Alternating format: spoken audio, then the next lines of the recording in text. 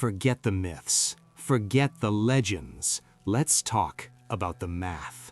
On one side, you have the largest invasion force the world had ever seen. 200,000 men, drawn from every corner of a vast empire, marching under the banner of a king who called himself a god.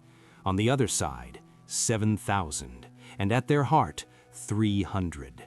This wasn't a battle. By any military definition, it was an execution, a statistical impossibility. Yet, for 3 days, in a narrow coastal pass, this tiny force of Greeks, led by 300 Spartans, held back the tide. They didn't just fight, they engineered a stalemate that should never have happened. This isn't a story about magic or monsters, it's about strategy, physics, and the terrifying effectiveness of a perfect plan. This is the anatomy of the stand at Thermopylae. To understand the battle, you first have to understand the man who started the war, Xerxes the Great, King of Kings. His father, Darius, had been humiliated by the Greeks at the Battle of Marathon 10 years earlier. For Xerxes, this wasn't just a campaign, it was vengeance. It was about restoring family honor and crushing the irritating spark of defiance from the West. He spent 4 years amassing his forces. This wasn't just an army, it was a mobile nation. Engineers bridged the Hellespont, a mile-wide strait with a pontoon bridge made of over 600 ships lashed together, an unprecedented feat of engineering. His supply chain was a marvel. His navy, over 1,000 warships, shadowed the army along the coast. He wasn't coming to conquer Greece, he was coming to erase it from the map. And he believed his own divinity, that his will was the will of the cosmos. How could a few city-states of farmers and philosophers possibly stand against him? As news of Xerxes' unstoppable advance spread, panic gripped Greece. The city-states were a fractured, bickering family. Athens argued with Sparta, Corinth distrusted Thebes. Many northern states, seeing the sheer size of the Persian force, simply surrendered, offering the symbolic earth and water. A congress was called at Corinth to forge a desperate alliance, but where could they possibly stop such a force? They sent messengers to the most trusted voice in their world, the oracle at Delphi. The prophecy she gave was terrifyingly bleak. "Flee to the ends of the earth," it began. But for Sparta, a second prophecy was offered. Either your great and glorious city must be wasted by Persian men, or for you, a king descended from Hercules, must be mourned. It was a choice, the city or the king. For a Spartan, there was no choice at all.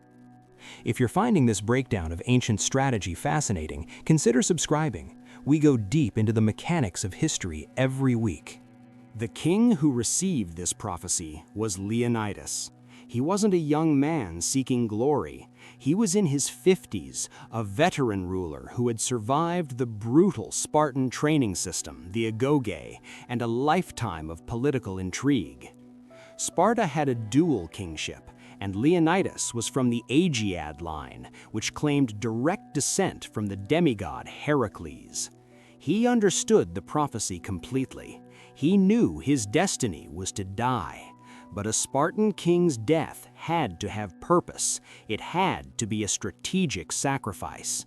And this brings us to the most asked question: why only 300? It wasn't because that's all Sparta could spare. It was because of religion and politics. A sacred festival, the Carneia, was underway, during which all warfare was forbidden. The politicians used this as an excuse, hoping diplomacy might still work. Leonidas, using his power as king, took the only men he legally could, his royal bodyguard of 300 men. But he chose them with one grim criterion. Each man had to have a living son to ensure their family line would not be extinguished. The story always focuses on the 300, but it's crucial to remember they did not stand alone. As Leonidas marched north, other city-states sent what men they could. 700 Thespians, 1,000 Phocians, 400 Thebans, and several hundred others from across Arcadia and Corinth. In total, the force that gathered at Thermopylae was around 7,000 strong. These were not all professional soldiers like the Spartans. They were farmers, craftsmen, citizens who answered the call. The Thebans were there reluctantly, their city suspected of sympathizing with the Persians. The Thespians, however, came with a fierce resolve, their loyalty absolute. Leonidas was the commander of this patchwork army, his Spartans forming the hard core, the anchor against which the entire strategy would depend. The Greek strategy, devised by the Athenian general Themistocles, was simple and brilliant. The Persian army was mighty, but it needed its navy for supplies. The Greek plan was to block the Persian army and navy at two simultaneous choke points. The navy would be blocked at the Straits of Artemisium and the army at Thermopylae. The name means the hot gates, named for nearby sulfur springs. In 480 BC, it wasn't the wide coastal plain you see today. The sea came right up to the base of the Kallidromos Mountains, leaving a narrow track, in some places only wide enough for a single wagon to pass. It was the perfect force multiplier. It didn't matter if Xerxes had 200,000 men or 2 million. He could only bring a few thousand to bear at any one time. The pass nullified his greatest advantage: numbers. Leonidas had turned the battlefield into a funnel. A Spartan warrior was a living weapon system, honed from the age of 7. His equipment was the product of centuries of refinement.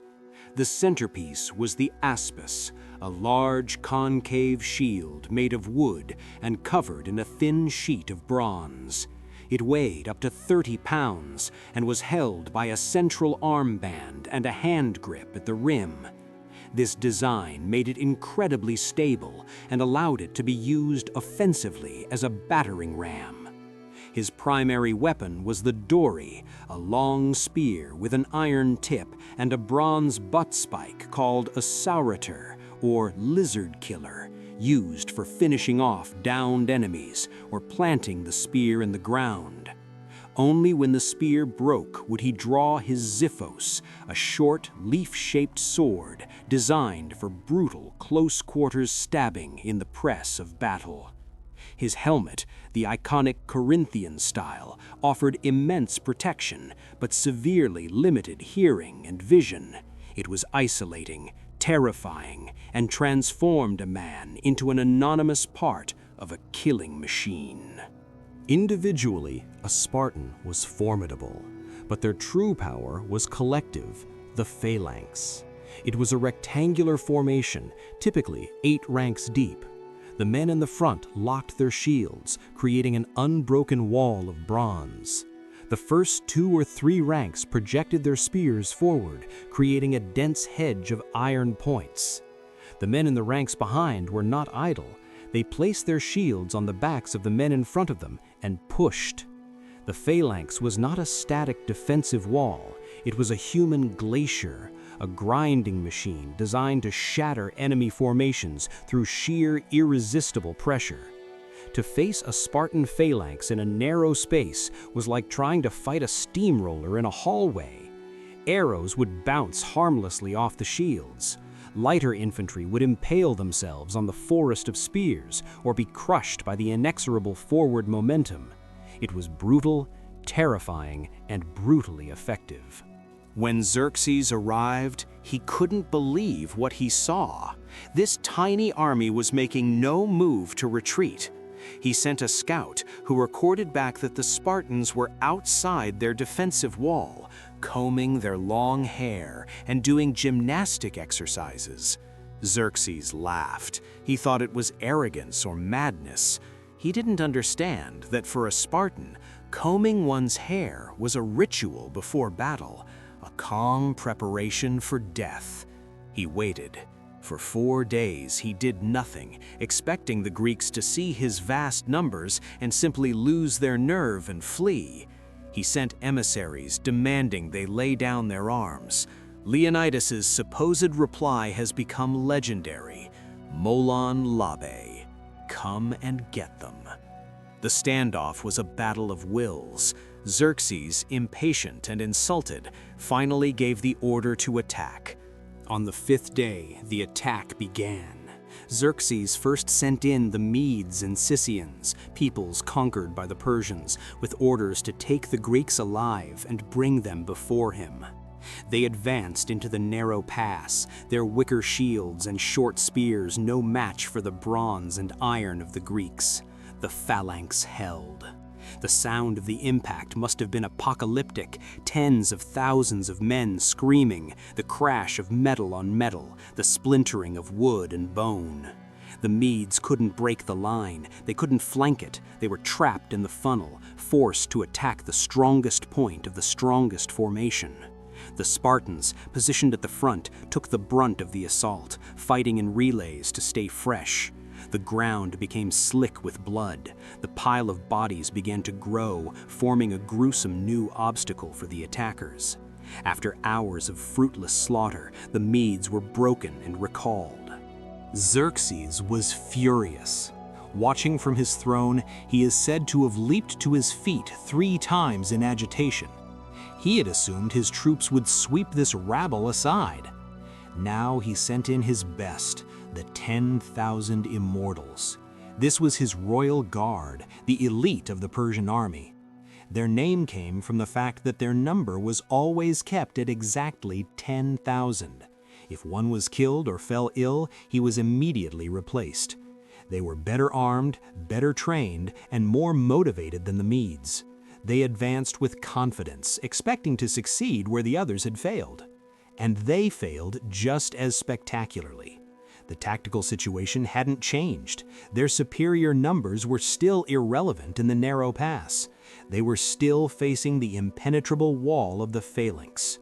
The slaughter continued, but this time it was Xerxes' best men being cut down. During the fight against the immortals, the Spartans deployed a terrifyingly effective tactic. They would feign retreat. The phalanx would seemingly break, turn, and run in feigned panic. The Persians, sensing victory, would break their own formation and charge forward, screaming in triumph. This was the trap. Once the immortals were drawn out, disorganized, and strung out along the pass, the Spartans would, on a signal, turn as one, reform their shield wall in an instant, and charge into the now vulnerable enemy. The effect was devastating. The disorganized Persians were butchered. This tactic showed the incredible discipline of the Spartans. It required immense trust and perfect timing. To turn your back on an enemy in the heat of battle, even as a ruse, goes against every instinct. For the Spartans, it was just another tool of their trade. By the end of the first day, the pass was choked with thousands of Persian dead. The Greeks had suffered minimal casualties. The second day was a repeat of the first. Xerxes sent in fresh waves of infantry, drawn from the different nations of his empire. He likely hoped the Greeks would be exhausted, but Leonidas had been rotating his troops masterfully. The Spartans, Thespians, and other allies all took their turn at the front, while others rested. The result was the same.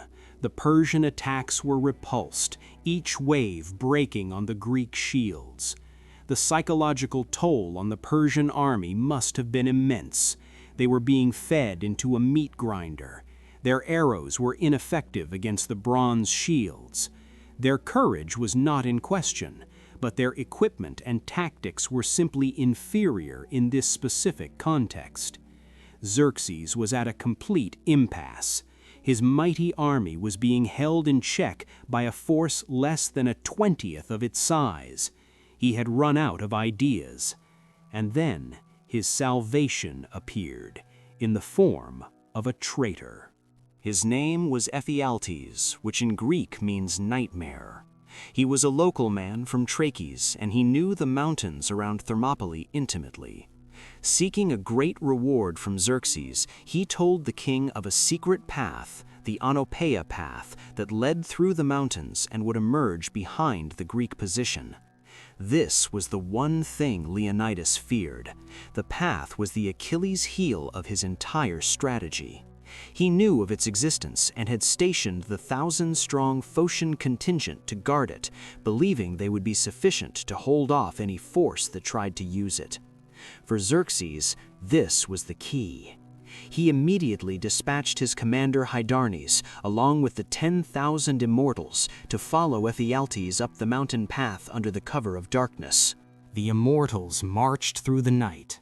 As dawn broke, they approached the summit where the Phocians were standing guard.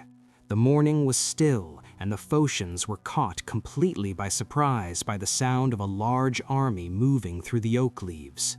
They scrambled to arm themselves. Herodotus tells us the Persians were just as surprised to encounter a guard force. There was a brief moment of confusion. The Phocians, assuming the main attack was on them, retreated to a higher point on the mountain to make a stand. But Hydarnes had no interest in them. His orders were to get behind the main Greek force. He ignored the Phocians and continued his march down the mountain. The path to the rear of Leonidas's army was now wide open. The trap was about to close. Deserters from the Persian camp and runners from the Phocians brought the terrible news to Leonidas. He was surrounded. The battle was, for all intents and purposes, lost. He held a final council of war at dawn. The opinions were divided. Most of the Allied commanders argued for a full retreat. To stay meant certain death. They could still escape and fight another day, but Leonidas had a different calculation to make. His duty, as he saw it, was clear. The Spartan army was the backbone of the Greek alliance. If he retreated now, the moral impact would be devastating. The alliance would likely shatter. The defense of Greece would collapse. Furthermore, the prophecy had foretold his death. He chose to embrace it, to make it count. Leonidas officially dismissed the majority of the Allied army. He ordered them to withdraw, to save themselves and preserve their strength for the battles to come. He understood that a full-scale slaughter of the entire Greek vanguard would serve no purpose.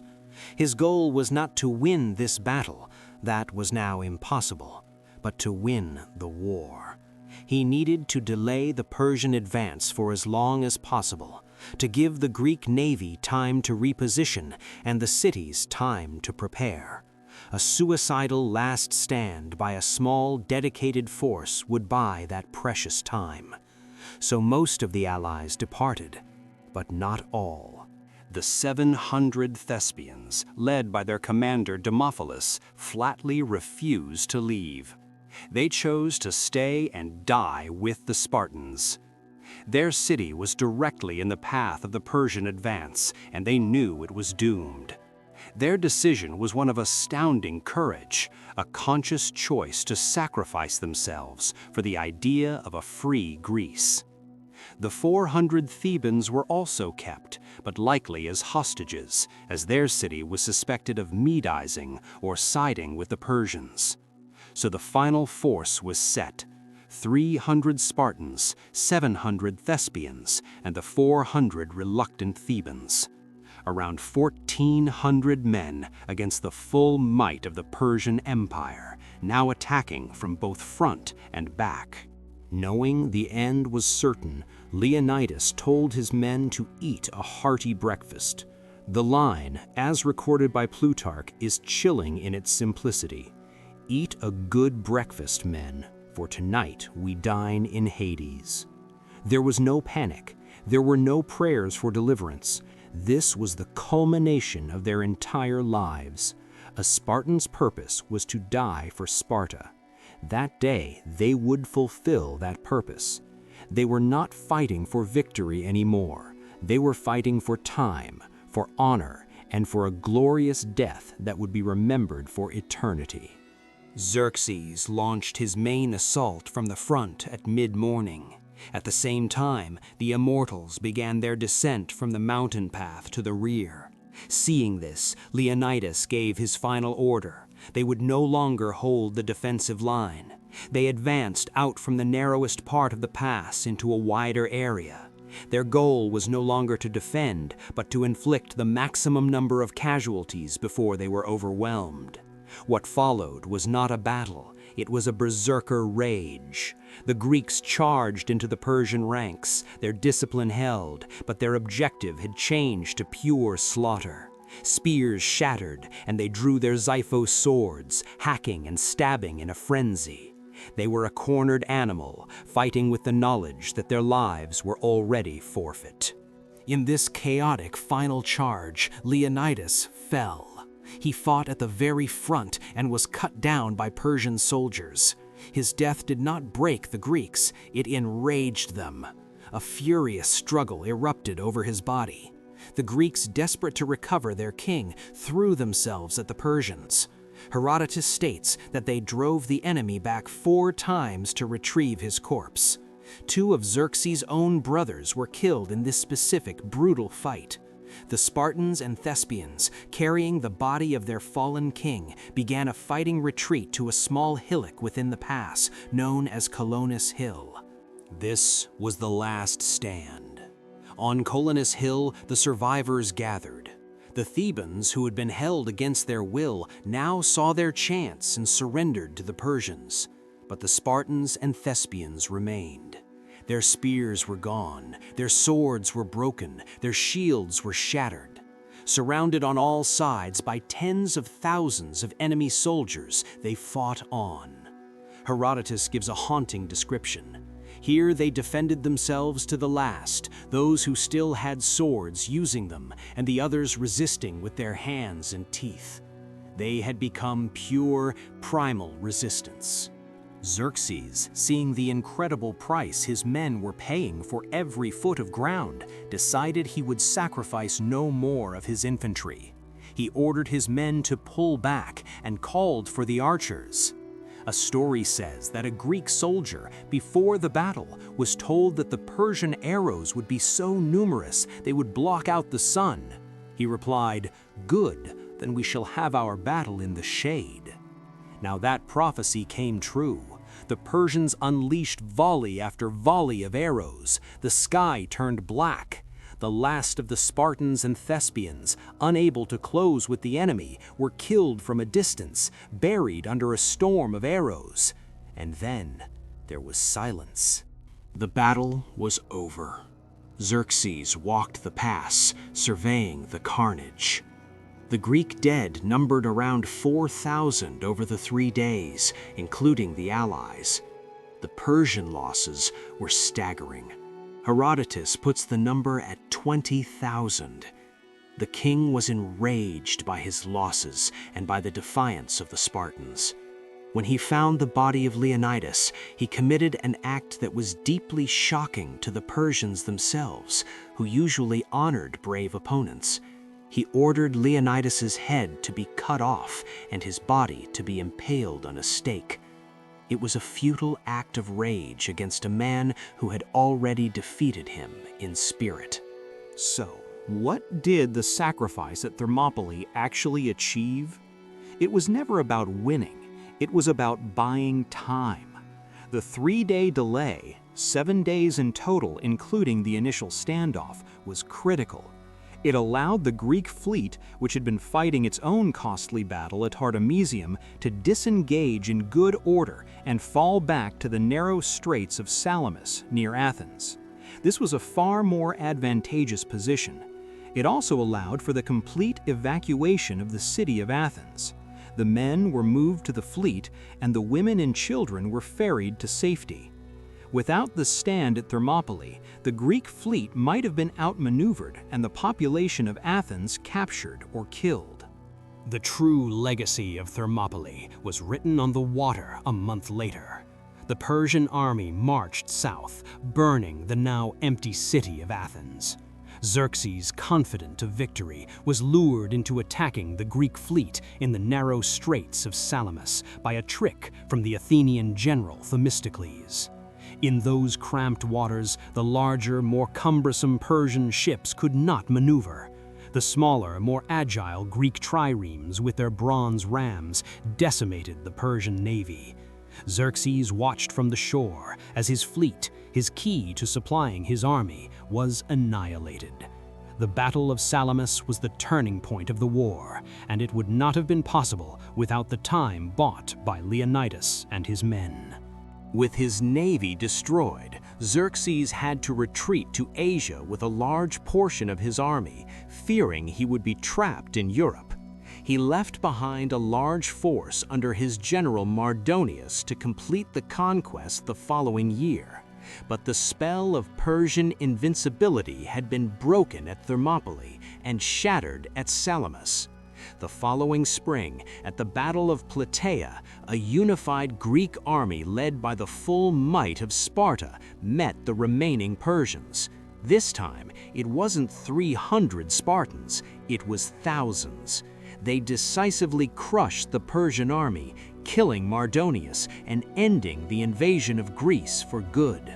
After the war, a stone lion was erected on Colonus Hill to commemorate Leonidas. Several epitaphs were inscribed.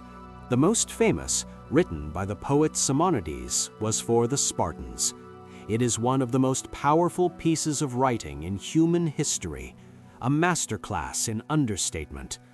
Go, tell the Spartans, stranger passing by, that here, obedient to their laws, we lie. There is no mention of glory, no talk of bravery against overwhelming odds, just a simple statement of duty fulfilled. They were ordered to hold the pass, and they did, until death. But there was another epitaph, one for the other Greeks who fell, and it's important to remember the Thespians. While the Spartans were professional soldiers raised from birth for this very purpose, the Thespians were citizen soldiers who chose to stay. They had no prophecy to fulfill, no centuries-old warrior code demanding their deaths. They stayed out of loyalty, courage, and a belief in a shared Greek identity. Their sacrifice, a voluntary and conscious choice in the face of certain annihilation, is in many ways just as profound as that of the 300.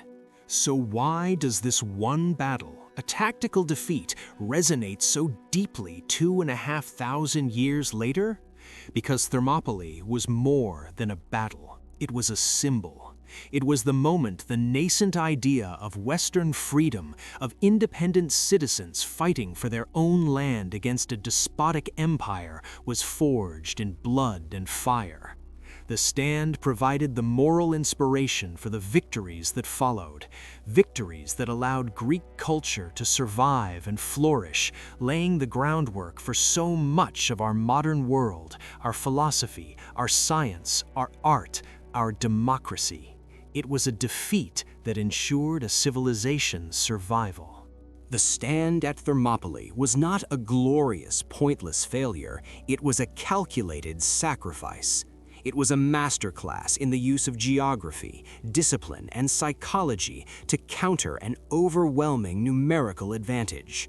Leonidas and his men didn't go there to win, they went there to die, and to make their deaths cost the enemy as much as possible in time, in men, and in morale. They succeeded on all counts. They held the pass, they obeyed their laws, and in doing so, they gave the world a timeless story of courage against impossible odds. What part of the Thermopylae story do you find the most compelling? The strategy, the sacrifice, or the legacy? Let me know in the comments below. Thanks for watching.